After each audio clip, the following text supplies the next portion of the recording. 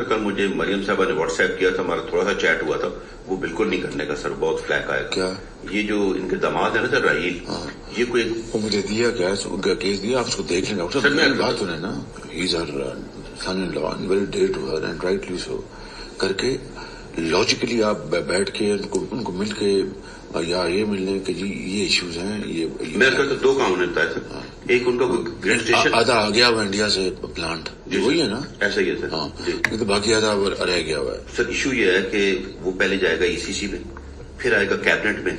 اب prime minister کی عزیز former prime minister کی ڈائریکٹ فیملی کا انڈیا سے مشینری آنا آپٹکس کے لیے تو بڑا سر آپٹکس نہیں، یہ بالکل گلے پڑ جائے گی یہ بات. آئی اگری، بالکل میں مانتا ہوں. تو اس کو آپ پہلے بتا دیں، پھر میں اسے خود بات کر لوں گا بڑے اچھے طریقے جی سے. ٹھیک ہے سر، لیکن یہ جو ہے نا سر انڈیا سے مشینری لانے والا بڑا فلیک آئے گا. جی جی. I agree. اور پھر میں رات کو سر چپکے سے آ جاتی ECC میں لے جانا، وہاں ڈسکس ہونا اس نام سے، پھر کیبنٹ میں ڈسکس ہونا. اس کو آپ بات کریں، پھر میں جب لندن سے اب ٹرکی سے آؤں گا میں خود بلا کے سمجھا دوں گا. میری رائے تو یہ ہے سر کہ مناسب وقت پہ ہم ڈار صاحب کی ڈیوٹی لگائیں، وہ کر لیتے ہیں سر.